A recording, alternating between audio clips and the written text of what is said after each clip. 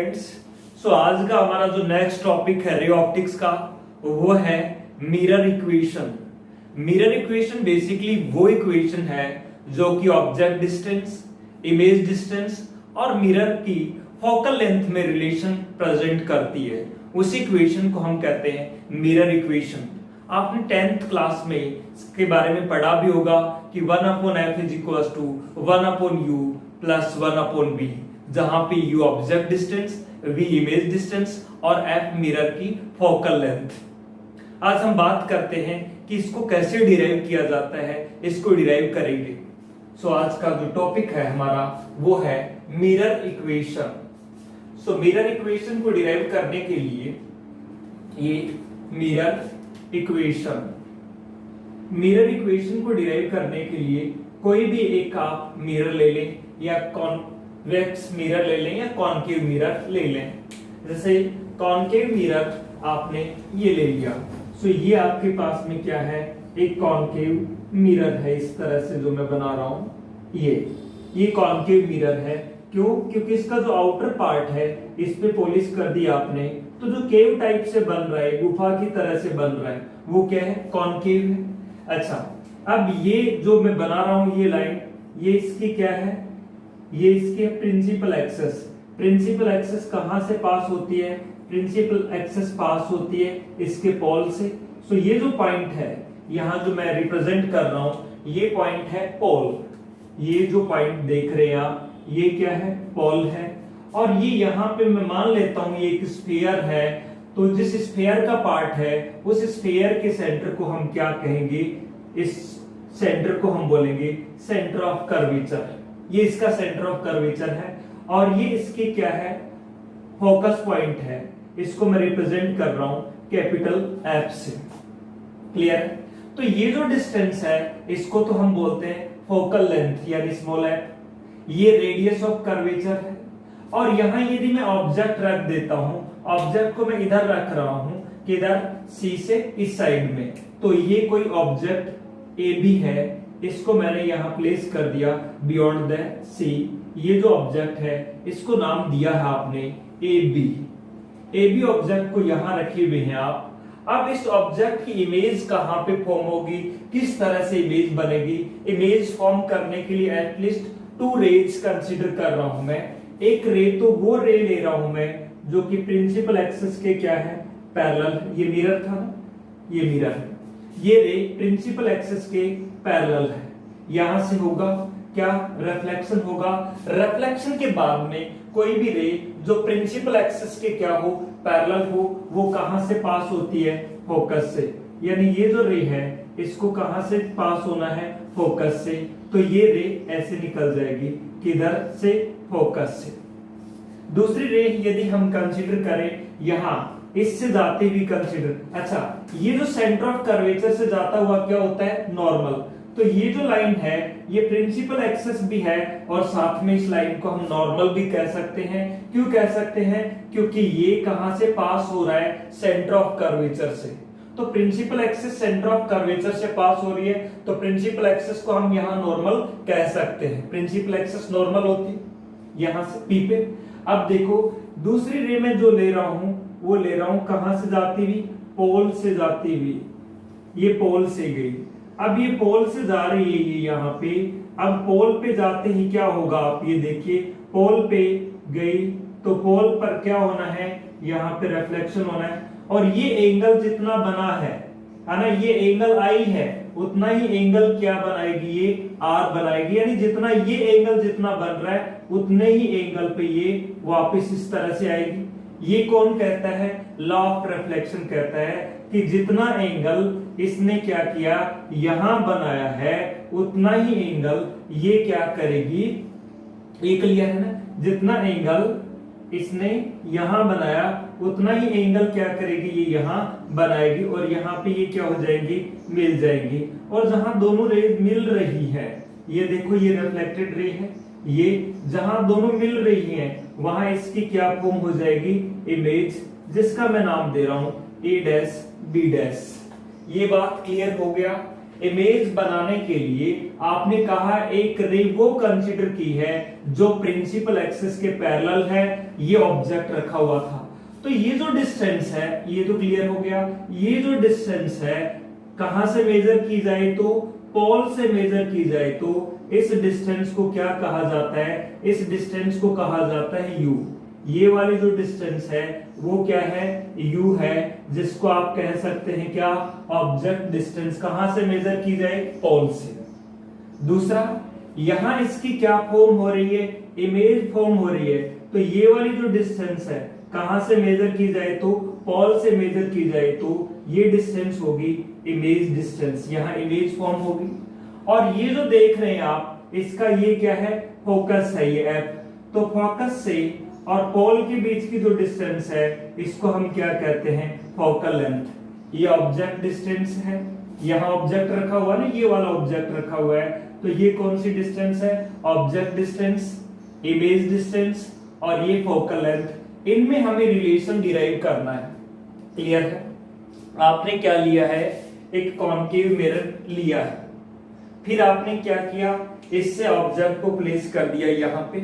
Object जिस distance पे रखा हुआ होता है उसको क्या कहते हैं? ऑब्जेक्ट डिस्टेंस यानी u, है ना। ऑब्जेक्ट की इमेज फॉर्म करने के लिए आपने टू रेज कंसीडर की हैं। One ray is parallel to the principal axis. ये प्रिंसिपल एक्सिस है। प्रिंसिपल एक्सिस नॉर्मल होती है क्योंकि प्रिंसिपल एक्सिस कहां से पास होती है? सेंटर ऑफ कर्वेचर से। और नॉर्मल भी किधर से पास होता है? सेंटर ऑफ कर्वेचर से ही। तो ये नॉर्मल ही एक तरह से। तो एक रे आपने प्रिंसिपल एक्सिस के पैरेलल ली, रिफ्लेक्शन के बाद में कहां से जाएगी? वो फोकस से और आगे निकल जाएगी। दूसरी रे आपने ली कहां से? Incident ray. ये डायरेक्शन को जरूर रिप्रेजेंट किया करो। ये कहां से जाती हुई? पोल से। रिफ्लेक्शन के बाद में मान लीजिए ये एंगल 30 है तो ये एंगल भी कितना बनाएगी? 30। कैसे? आपने कहा ये नॉर्मल है और ये इंसिडेंट रे है, इनके बीच के एंगल को कौन सा एंगल बोला जाता है? एंगल आई। एंगल आई जितना है इतना ही क्या बनेगा? Angle are. ये इंसिडेंट हुई और ये फिर रिफ्लेक्ट हो रही है, तो ये एंगल लॉ ऑफ रिफ्लेक्शन के अकॉर्डिंग क्या होते हैं? इक्वल। और ये यहां आ गई। दोनों रेज जहां पे मिल रही हैं वहां पे इसकी क्या बन जाएगी? इमेज। इस ऑब्जेक्ट की इमेज क्या है? a dash b dash.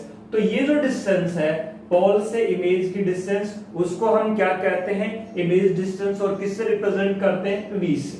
Clear? अब देखो बात ये है, ये तो हमने क्लियर हो गया।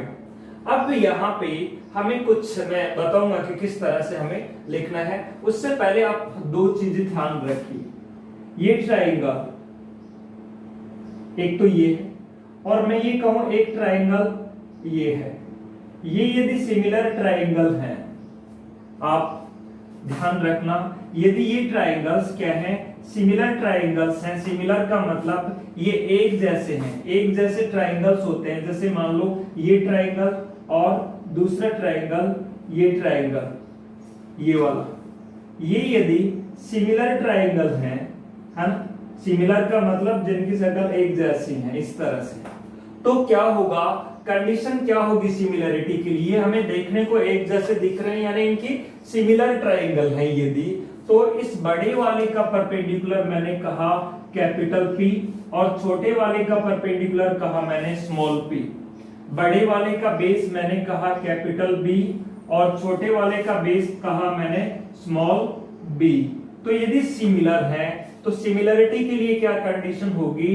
छोटे वाले का परपेंडिकुलर, है ना। सिमिलरिटी के लिए कंडीशन ध्यान रखिए जो कि यहाँ कम मिलेंगे अपन। छोटे वाले का परपेंडिकुलर अपॉन बड़े वाले का परपेंडिकुलर इज इक्वल्स टू छोटे वाले का बेस अपॉन बड़े वाले का बेस। ये होती है कंडीशन फॉर सिमिलरिटी। ये काम आएगी इसलिए मैंने आपको बताया। यदि ये दोनों ट्राइंगल सिमिलर हैं तो सिमिलरिटी के लिए क्या कंडीशन है? इसका परपेंडिकुलर अपॉन इसका परपेंडिकुलर, इसका बेस अपॉन इसका बेस। या फिर पहले इसका लिखना चाहते तो इसका परपेंडिकुलर अपॉन इसका परपेंडिकुलर, फिर इसका बेस अपॉन इसका बेस। ये होती है कंडीशन फॉर सिमिलरिटी। क्लियर है? कंडीशन ऑफ सिमिलरिटी के बाद में आप यहां देखिए इसमें, क्योंकि आपको जो रिप्रेजेंट कर रहे हैं आप किस किस में रिलेशन, यूवीएफ में। तो यूवीएफ में रिलेशन रिप्रेजेंट करने के लिए देखो सिंपल सा, यहां पे आपके पास दो ट्राइंगल फॉर्म हो रहे हैं। कौन कौन से ट्राइंगल फॉर्म हो रहे हैं? एक तो आप ये देखें, ये वाला ट्राइंगल एबीपी वाला ट्राइंगल, एबीपी मतलब ये हुआ पोल के साथ में कौन बना रहा है ट्राइंगल, ऑब्जेक्ट। और एक ए डैश बी डैश पी वाला, यानी पोल के साथ में कौन बना रही इमेज। दोनों ट्राइंगल सिमिलर हैं। क्यों सिमिलर हैं? क्योंकि एक एंगल देखो ये 90 और इसका ये 90 इस ट्राइंगल का, और ये एंगल क्या है, इक्वल है। तो दोनों ट्राइंगल क्या है, सिमिलर ट्राइंगल्स हैं। सो मैं यदि यहां ये कहूं ट्राइंगल कौन सा, A B P and triangle कौन सा, A dash B dash P are similar triangles और सिमिलर ट्राइंगल्स हैं, तो आप देखिए ये क्या होने चाहिए, कंडीशन ऑफ सिमिलरिटी को फुलफिल करने चाहिए, है ना। ये सिमिलर ट्राइंगल है, तो सिमिलरिटी के लिए क्या कंडीशन है, इस वाले का परपेंडिकुलर देखो छोटा ये कंप्लीट, इसको मैं आप लाइनिंग मत करना, मैं यदि इसको लाइनिंग से रिप्रेजेंट करूं हल्की, आप लाइनिंग मत करना। ये वाले ट्राइंगल की बात चल रही है, ये की, और दूसरा ट्राइंगल है ये वाला जो ट्राइंगल है ये दोनों कैसे हैं, सिमिलर हैं। तो इन सिमिलर ट्राइंगल्स में इस छोटे वाले का परपेंडिकुलर यानी A dash B dash divided by इस बड़े वाले का परपेंडिकुलर यानी A B is equals to क्या होगा, देखो छोटे वाले का परपेंडिकुलर अपॉन बड़े वाले का परपेंडिकुलर, छोटे वाले का बेस अपॉन बड़े वाले का बेस। छोटे वाले का बेस है P A dash divided bye बड़े वाले का बेस क्या है, पी ए। ये आ गई आपके पास जैसे इक्वेशन नंबर 1। क्लियर है? आपने क्या कहा, ये नहीं दिख रहा, तो A dash B dash divided by A B is equal to P A dash divided by P A. अब देखो इसको हमने नाम दे दिया क्या, इक्वेशन नंबर 1 है। ठीक है, अब देखो ये ट्राइंगल्स जिनको मैं रेड से मार्क कर रहा हूं, उन ट्राइंगल्स के बारे में भी अब सोचिए। ये दोनों ट्राइंगल्स हैं, ये वाला ट्राइंगल देखो, ये वाला ट्राइंगल और इसके सामने वाला, आप इस तरह से मार्क नहीं करेंगे, ये दोनों ट्राइंगल्स भी क्या है, सिमिलर है। मैं एक्सप्लेन करने के लिए लाइनिंग की है, आपको लाइनिंग नहीं करनी एग्जाम में। ये दोनों ट्राइंगल्स कैसे हैं, सिमिलर ट्राइंगल हैं। सिमिलर कैसे हैं, क्योंकि ये एंगल इस एंगल के इक्वल होगा, ये एंगल 90 है, इसका ये एंगल भी 90 है। तो क्या नाम दे दूं मैं इस ट्राइंगल को, A dash B dash F, है ना। तो ट्राइंगल कौन सा, A dash B dash F, and दूसरा जो ट्राइंगल है वो क्या है, P M F are also similar, वो भी सिमिलर ट्राइंगल्स हैं। सिमिलर हैं तो इनके लिए भी ये कंडीशन फुलफिल होनी चाहिए, यानी यहां से भी हमें इसकी वैल्यू आ जाएगी। इसका परपेंडिकुलर क्या है, A dash B dash divided by इसका परपेंडिकुलर क्या है, P M is equals to इसका बेस, कौन से का बेस, इस वाले का जो बेस है ये वाला पी, देखो ये वाला जो है इसका बेस कौन से का, सबसे पहले जिसका परपेंडिकुलर लिया था इसका, तो उसी का बेस लिया जाएगा क्या, F A dash divided bye, अब बेस किसका लिया जाएगा, इस वाले का, वो क्या है, पी एफ। ये हम मान लेते हैं हमारे पास इक्वेशन नंबर 2। अभी 2 इक्वेशन नहीं कह करके हम ये भी कह सकते हैं, देखो पी एम को किसके इक्वल लिखा जा सकता है, ए बी के। तो यहां मैं ये कह दूं कि P M is equals to A B, P M किसके इक्वल है, ए बी के इक्वल है। तो यहां से देखो पी एम ये है और ए बी ये है, दोनों क्या है, इक्वल है। तो पीएम को ए बी के इक्वल करेंगे तो ये वैल्यू आपके पास आ जाएगी क्या, A dash B dash divided by A B is equals to F A dash upon P F. Let ये मान लेते हैं हम इक्वेशन नंबर 2। क्लियर? अब देखो यहां से दोनों के LHS इक्वल है, इक्वेशन 1 और 2 के LHS इक्वल है, तो RHS को इक्वल कर सकते हैं। तो आप ये कह सकते हैं फ्रॉम 1 एंड 2, यानी इक्वेशन 1 और 2 से, 1 और 2 से आप कह सकते हैं क्या, PA डैश, ये जो वैल्यू आपको नहीं दिख रही तो ये मैं बता देता हूं, यहां लिख के, ये जो लिख रखा है मैंने, ये ऊपर है A dash B dash upon AB, और ये है, ये जो है वो है PA डैश अपॉन PA, जिसको इक्वेशन नंबर 1 नाम दे रखा है ना, वो ये है, ये है ना, ये है, ये यहां लिख दिया मैंने, ये समझ गए होंगे, ये वाली इक्वेशन यहां ये लिखी हुई है PA डैश अपॉन PA। अब देखो ये यहां से दोनों के RHS इक्वल करेंगे तो PA dash upon PA is equals to FA dash upon PF। अब हमें देखना है PA dash, PA dash, P से ऑब्जेक्ट की, P से इमेज की डिस्टेंस क्या होती है, इमेज डिस्टेंस, यहां यानी आप ये कहें PA डैश क्या होता है, यहां मैं लिखूं आपसे पूछ करके कि PA डैश क्या है, PA डैश सारी की सारी डिस्टेंस कहां से मेजर की जाएंगी, पोल से, पोल से A डैश का मतलब इमेज की डिस्टेंस को बोला जाता है V, इमेज डिस्टेंस मेजर कहां से की गई, पोल से, पोल से इधर चले हो और इंसिडेंट रे इधर है, तो आपको इंसिडेंट रे के कौन सी डायरेक्शन में चलना पड़ा, अपोजिट डायरेक्शन में, तो ये डिस्टेंस किसकी ली जाएगी, माइनस की, यानी PA डैश क्या हुआ, माइनस का V, पोल से इमेज की डिस्टेंस को हम क्या कहते हैं, इमेज डिस्टेंस, और ये क्या होगी V, यानी PA डैश होगी V और किसका, माइनस का। फिर आप देखें P से F के बीच की डिस्टेंस, पोल से फोकस पॉइंट के बीच की डिस्टेंस होती है फोकल लेंथ, ये भी क्या होगी, माइनस की, क्योंकि पोल से आप इधर मेजर करेंगे इस साइड में, इंसिडेंट रे इधर है और आप मेजर करेंगे तो इंसिडेंट रे के अपोजिट डायरेक्शन में चलना पड़ेगा। कल मैंने आपको बताया था इंसिडेंट रे के डायरेक्शन में मेजर की गई डिस्टेंस पॉजिटिव होती है, उसके अपोजिट डायरेक्शन में मेजर की गई डिस्टेंस क्या होती है, नेगेटिव होती है। तो आप ये देखें, पोल से फोकस की डिस्टेंस मेजर करेंगे, फोकल लेंथ होती है, पोल से इधर चलना पड़ेगा आपको, जबकि इंसिडेंट रे इधर है, तो ये डिस्टेंस भी किस में ली जाएगी, माइनस में। फिर देखो PA, पोल से ऑब्जेक्ट की डिस्टेंस क्या होती है, U होते हैं, पोल से ऑब्जेक्ट की डिस्टेंस U होती है, ये भी पोल से इधर मेजर करोगे तो इंसिडेंट रे की कौन सी डायरेक्शन में चलना पड़ेगा, अपोजिट डायरेक्शन में, तो ये भी क्या होगी, माइनस की, यानी U भी है सारी किस में आएंगे, माइनस में आएंगे।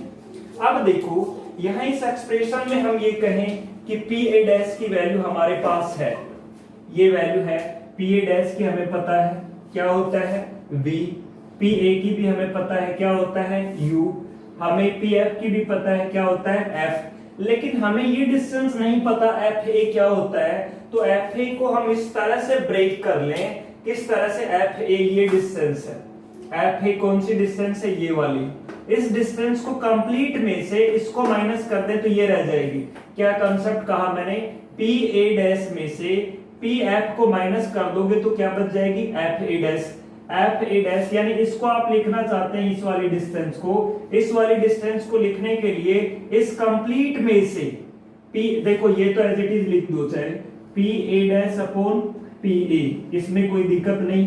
अब इस डिस्टेंस को आप लिखना चाहते हैं तो कंप्लीट डिस्टेंस क्या है, PA डैश, PA डैश, इसमें से आप माइनस कर दो PA डैश में से PF को माइनस कर दो, माइनस PF, तो यही बचेगी ना, इस पूरी में से इसको माइनस कर दोगे तो ये बच जाएगी, डिवाइडेड बाय PF, ये आगे, ये आपके पास ये आई। अब देखो यहां तक ये आप समझ में आ गया, अभी नोट कर लेंगे क्योंकि मुझे यहां इसको रफ करना पड़ेगा ये कैलकुलेशन करने के लिए। तो उससे पहले सबसे पहले हमने जो लिखा है लाइनिंग मैंने जो बनाई समझाने के लिए वो नहीं बनाएंगे, आपको ये जो रे डायग्राम है ये बनाना है। क्या इसमें थ्योरी क्या रहेगी, consider a concave mirror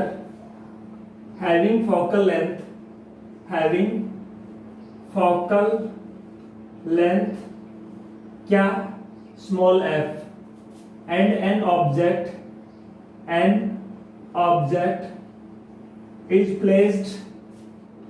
is placed at a distance of u from its pole, हम इसके पोल से u डिस्टेंस पे क्या प्लेस कर दिया, एक ऑब्जेक्ट प्लेस कर दिया। ये इतना नोट करने के बाद में आप क्या लिखेंगे, या मैं बोल देता हूं क्या लिखना आपको।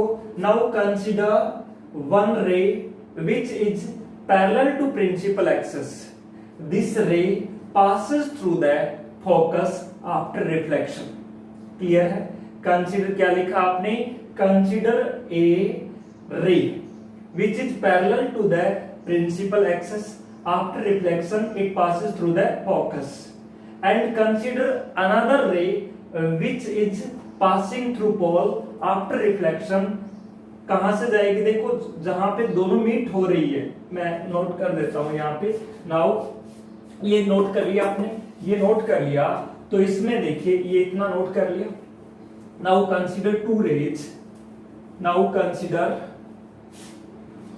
To rays, consider two rays, one is parallel to principal axis, parallel to principal axis, other is passing through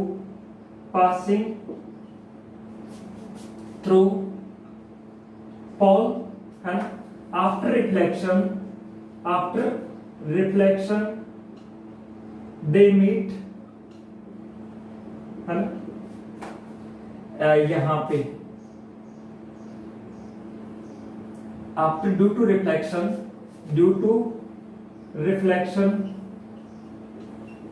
their image is formed at a distance of कितनी डिस्टेंस पे, v from the pole as shown। इसको diagram बनाए, फिर यहां तक ये calculation लिखें, ये लिखें, फिर आगे सोल्व करते हैं, मैं रफ करूंगा, इसको नोट करिए आप। नोट कर लिया तो देखिए अब आगे कैलकुलेशन करते हैं अपन। ये नोट कर लिया आपने, ये नोट करने के बाद में ये बनाया है, इसके बाद में ये। अब इन कैलकुलेशंस को आगे एक्सटेंड करते हैं, यानी कैलकुलेशन थ्योरी तो आप आराम से लिख सकते हैं, कोई दिक्कत नहीं इसमें। अब देखिए ये जो कैलकुलेशन है, ये वैल्यू समझ में आ गई नहीं, ये ऊपर क्या है, ये इनसे। अब इन सभी वैल्यूज को मैं ऊपर पुट कर देता हूं, ये जो लिखा हुआ है इसी को आपको रिपीट करने की जरूरत नहीं।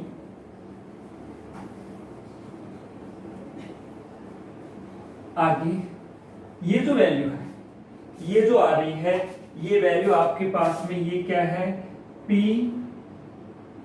ये देखिए P A dash divided by P A is equals to P A dash minus P F divided by P F। सारी वैल्यूज आपको पता है, P A डैश क्या है, माइनस का V, तो ये हो गया माइनस का V divided by P A क्या है, माइनस का U, माइनस का U is equals to P A dash क्या है, माइनस का V, है ना, माइनस P F क्या है, माइनस का F, माइनस का F डिवाइडेड बाई माइनस का F। ये सारी वैल्यूज यहां से सब्स्टिट्यूट कर दी using sign convention.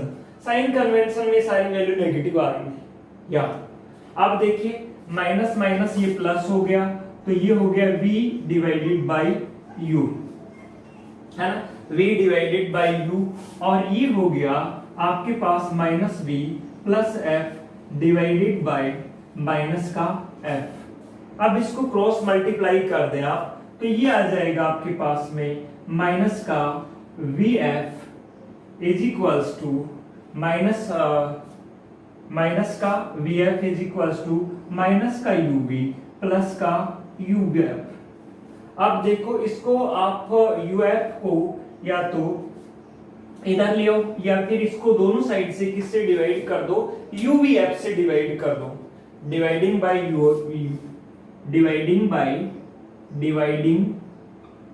Bye UVF on both sides, दोनों साइड से किससे डिवाइड कर दो, यूवीएफ से डिवाइड कर दो। जैसे आप यूवीएफ से डिवाइड करेंगे तो देखो क्या पाएंगे, यूवीएफ से डिवाइड करने पर ये वैल्यू आपके पास आएगी माइनस का VF upon UVF is equal to minus UV upon UVF plus UF upon UVF. Clear है? अब देखो वीएफ से क्या कैंसिल हो जाएगा, वीएफ कैंसिल हो गया, ये है ना, ये दोनों कैंसिल हो गए। यूवी से यूवी कैंसिल हो गया, यूएफ से यूएफ कैंसिल हो गया। तो यहां जो एक्सप्रेशन में आपके पास बचेगा वो बचेगा माइनस वन अपॉन यू। यहां ये क्या बचा, माइनस का वन अपॉन यू, और यहां बचेगा माइनस का वन अपॉन एफ, और यहां बचेगा वन अपॉन वी। अब माइनस वन अपॉन एफ को इधर ले जाओगे प्लस का हो जाएगा, और माइनस वन अपॉन यू को इधर ले जाओगे ये भी प्लस का हो जाएगा। तो जैसे आप ट्रांसफर करेंगे इनके साइड्स को तो ये तो वैल्यू आ जाएगी, वन अपॉन एफ को इधर ले आओ तो ये आ जाएगा वन अपॉन एफ प्लस का हो गया, इसको इधर ले जाओगे तो ये भी प्लस का हो जाएगा, और वन अपॉन वी है ही प्लस का। इसी को बोला जाता है क्या, मिरर फॉर्मूला। ये जो है ये मिरर इक्वेशन बोलते हैं, जहां पे f क्या है, फोकल लेंथ, u क्या है, ऑब्जेक्ट डिस्टेंस, v क्या है, इमेज डिस्टेंस। क्लियर है? तो इसको आप नोट करिए, ये ही मिरर इक्वेशन है। अब देखो हम मैग्निफिकेशन की बात करेंगे। m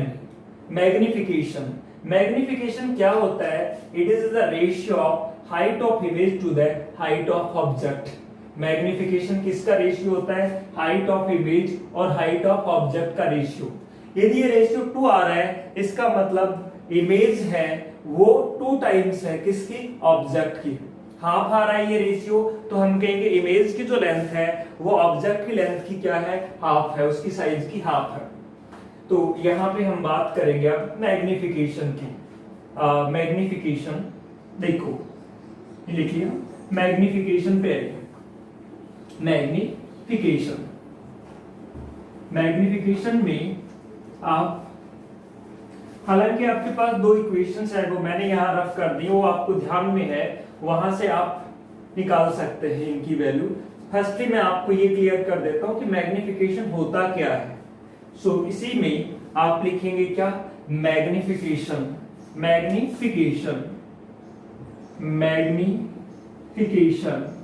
और किससे रिप्रेजेंट करेंगे हम, स्मॉल m से रिप्रेजेंट करेंगे। ये क्या होता है, हाइट ऑफ, साइज ऑफ क्या, इसकी इमेज की, और साइज ऑफ ऑब्जेक्ट है ना, हाइट ऑफ इमेज या size of image to the ratio of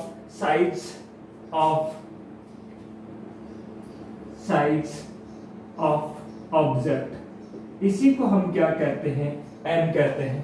ये रेशियो कैलकुलेट करने के लिए यहाँ ये रेशियो क्या आएगा वो बताने के लिए आपके पास ये ट्रायंगल था ना, एक इक्वेशन आई थी वो जो मैंने रफ की है, डायरेक्ट वो यहाँ पुट कर देता हूँ। फर्स्ट इक्वेशन आई थी वो क्या आई थी, a dash b dash divided by ab है ना, a dash b dash divided by ab is equals to pa dash divided by pa। ध्यान हो, फर्स्ट इक्वेशन आई थी आपने लिखा था इन दोनों ट्रायंगल्स को सिमिलर ट्रायंगल माना था। तो एग्जैक्टली यही हो रहा है, m की वैल्यू क्या, हाइट ऑफ इमेज क्या है, a dash b dash divided by height of object क्या है, ab है। ये जो रेशियो वो निकालना, वही किसकी वैल्यू होगी, m की वैल्यू होगी। तो ये रेशियो निकालने के लिए फ्रॉम इक्वेशन 1 क्या था, a डैश b डैश, आपके पास ये 1 इक्वेशन नंबर नाम दे चुके इसको पहले, divided by a b is equals to p a dash divided by p। Clear? अब देखो using sign convention sign convention, sign convention, sign convention को काम में लेते हुए, साइन कन्वेंशन को आप काम में लेंगे, a डैश b डैश किधर है, नीचे की ओर है, तो किस में लिया जाएगा, नेगेटिव में। इसको मैं माइनस पुट कर दूं, यानी इसके साथ में मैं क्या लगाऊंगा, माइनस लगाऊंगा, a डैश b डैश। और ab किधर है, प्रिंसिपल एक्सिस से ऊपर की ओर है। देखो मैंने साइन कन्वेंशन में आपको बताया था अबाउट द प्रिंसिपल एक्सिस किस में होती है, पॉजिटिव, और बिलो द प्रिंसिपल एक्सिस क्या होती है, नेगेटिव। तो ये a डैश b डैश क्या है, बिलो द प्रिंसिपल एक्सिस, तो माइनस में ली गई। और AB क्या है, अबाउट द प्रिंसिपल एक्सिस, जो किस में ली जाएगी, प्लस में ली जाएगी, AB, है ना, इज इक्वल्स टू ये PA डैश क्या है, माइनस का V, और ये PA क्या है, माइनस का U। ये माइनस तो आपस में कैंसिल हो जाएंगे। यहां से आप वैल्यू निकालेंगे, किसकी वैल्यू निकालेंगे, यहां से यदि वैल्यू निकालते हैं आप A डैश B डैश की वैल्यू अपॉन AB की वैल्यू, तो ये माइनस रह गया, इसको इधर ट्रांसफर करेंगे तो ये आएगा माइनस B अपॉन U। तो ये वैल्यू यहां सब्स्टिट्यूट करेंगे तो m की जो वैल्यू है मैग्निफिकेशन वो क्या आ जाएगी, ये है magnification, a dash b dash upon ab ही तो क्या है, मैग्निफिकेशन है, और इसकी जगह आप क्या सब्स्टिट्यूट कर सकते हैं, माइनस b अपॉन u। ध्यान रखें माइनस साइन ये आ रहा है, माइनस साइन ये बता रहा है कि इमेज जो है वो कैसी बन रही है, इन्वर्टेड, यानी ऑब्जेक्ट ऊपर रखा हुआ है, इमेज नीचे बन रही है, तो m की वैल्यू किस में आएगी, माइनस में आएगी, ये ध्यान रखना। मैग्निफिकेशन यदि नेगेटिव में आ रही है तो सीधा सा आप ये मतलब निकालेंगे क्या, कि अब इमेज है वो कैसी बन रही है, इन्वर्टेड। क्लियर है, मैग्निफिकेशन की वैल्यू माइनस में आती है तो इसका मतलब ये रखा जाना जाएगा कि ऑब्जेक्ट ऊपर रखा हुआ था और इमेज नीचे बन रही है, यानी m यदि नेगेटिव आ गया किसी न्यूमेरिकल में तो आप कहेंगे इमेज जो है वो कैसी बन रही है, इन्वर्टेड बन रही है। यदि मैं कुछ केसेस है ये नोट करिए आप, है ना, m यदि नेगेटिव आता है तो इमेज कैसी होगी, इन्वर्टेड होगी।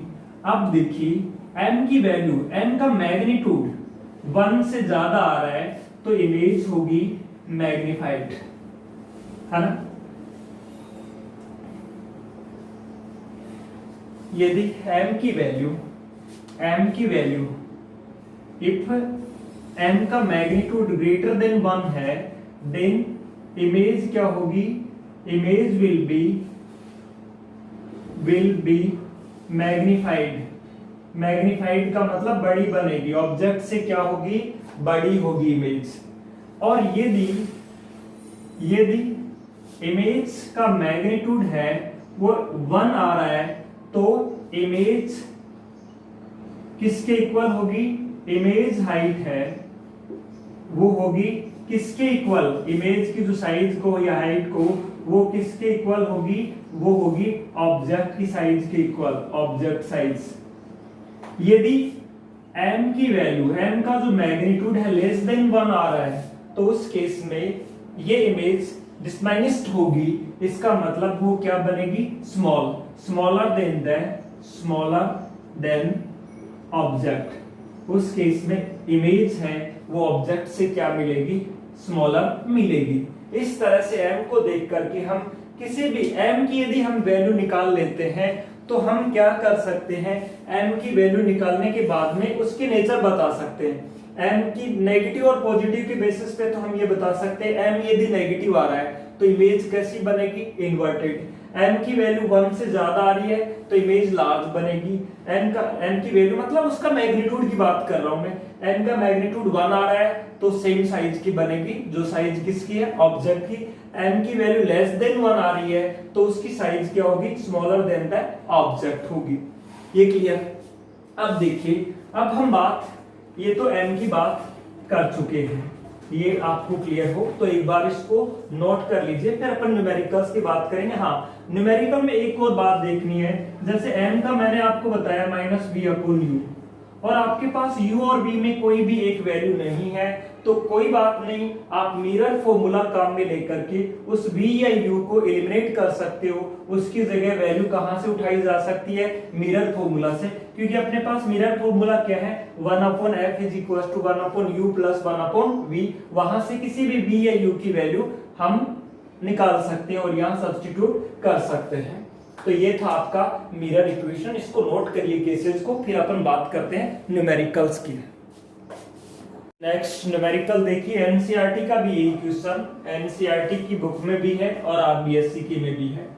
An object is placed at 10 centimeter in front of a concave mirror, यानी कॉनकेव मिरर के 10 सेंटीमीटर सामने ऑब्जेक्ट रखा हुआ है।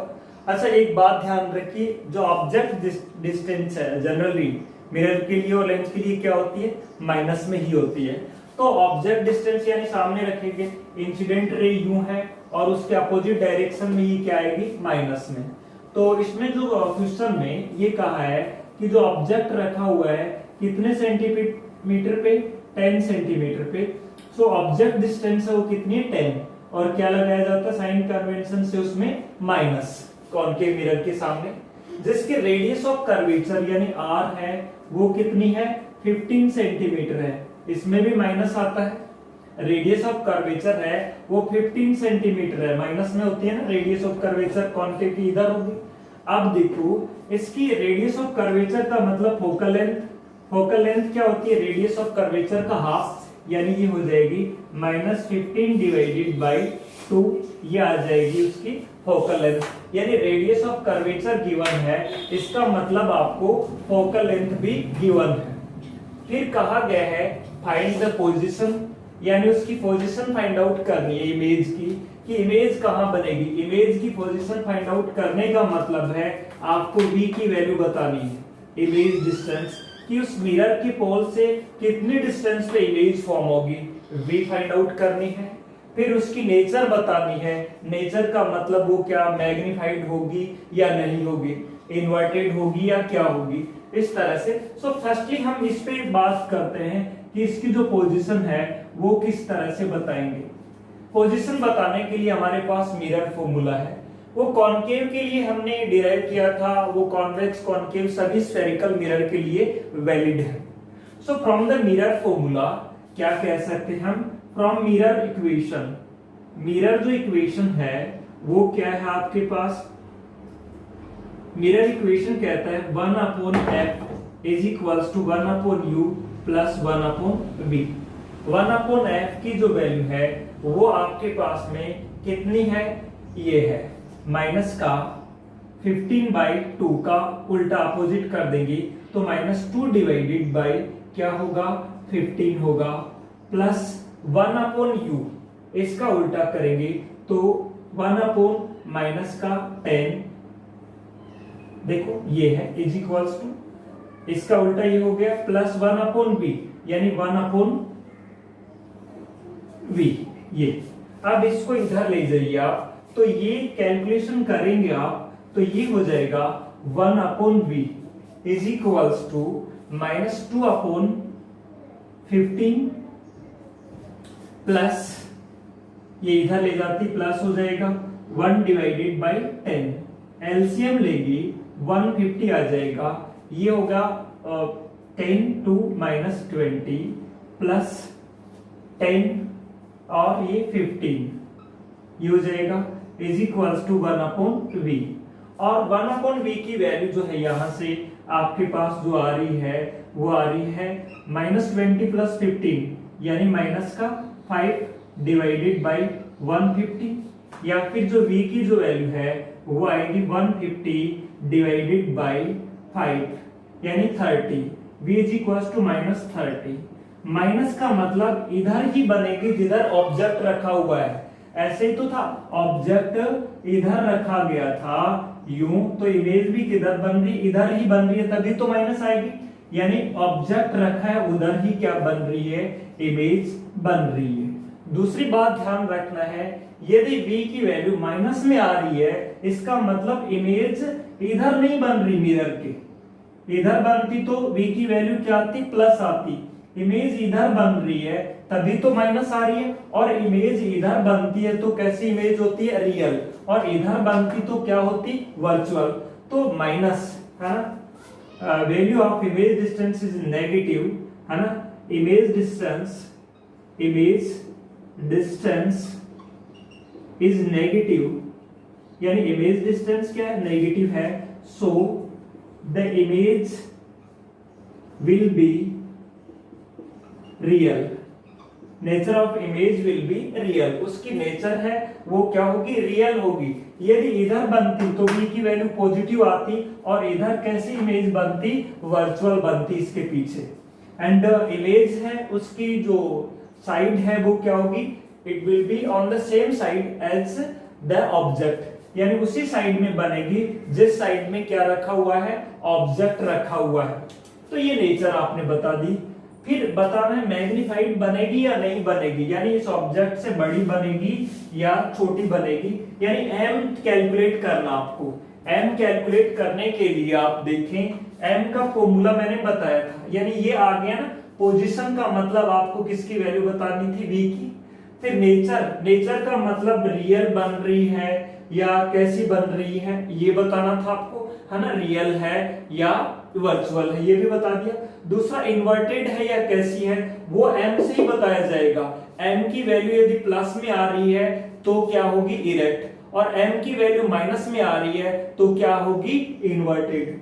और m का मैग्नीट्यूड 1 से मोर आ रहा है तो मैग्नीफाइड होगी, नहीं फिर मैग्नीफाइड नहीं होगी। तो m कैलकुलेट करते हैं, m कैलकुलेट करें मैग्निफिकेशन। मैग्निफिकेशन क्या आया था, -v/u आया था। अब यहाँ m की वैल्यू आप कैलकुलेट करें, -v की जगह क्या रिप्लेस करें, माइनस का 30 डिवाइडेड बाई u कितना है, -10, तो ये कैंसिल होकर के क्या आ जाएगा, 3, m की वैल्यू -3 आएगी।